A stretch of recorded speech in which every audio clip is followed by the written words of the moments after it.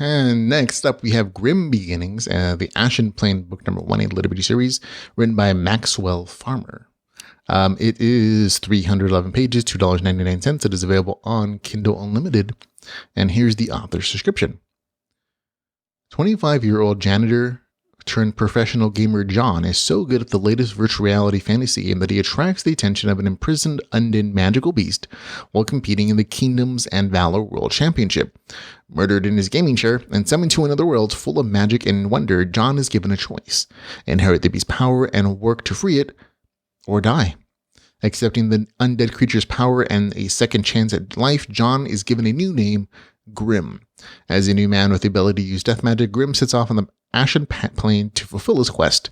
Join him as he befriends a mutated orc, fights an army of gnolls, and works to free his patron in this first book in the LitRPG series, The Ashen Plane. So there we go.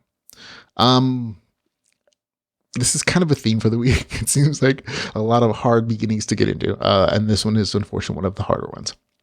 The beginning section of this was probably, I had to push through it a little bit, to be honest. It's not because it's poorly written. It's just because the setup of the story feels kind of forced and slow.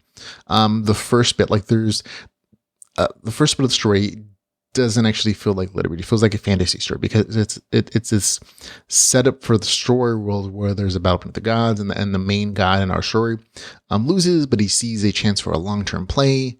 And honestly, just because it didn't feel like LitRPG, it just wasn't interesting to me as somebody. That's what I came for.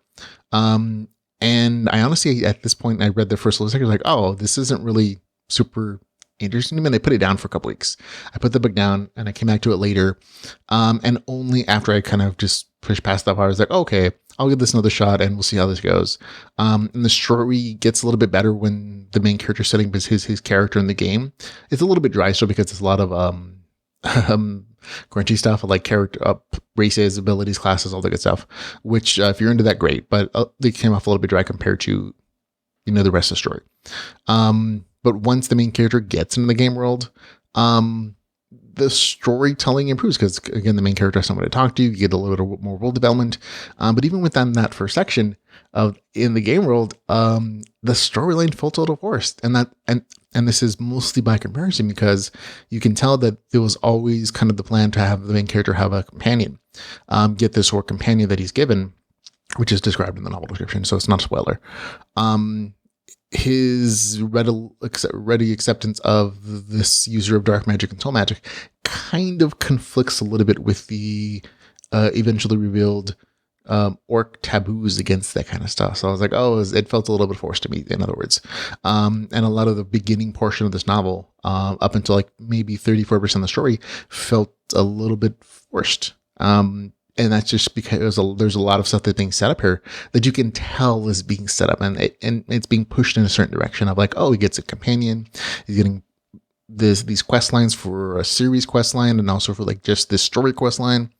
And it's more along as that it doesn't feel like it flows naturally up until, again, about the 30 or 40% mark. And after that point, things really do get better and it gets a lot more entertaining because at that point the pacing and the flow of the story just feels like it makes more of a natural sense. Like I feel like it's just having a good time.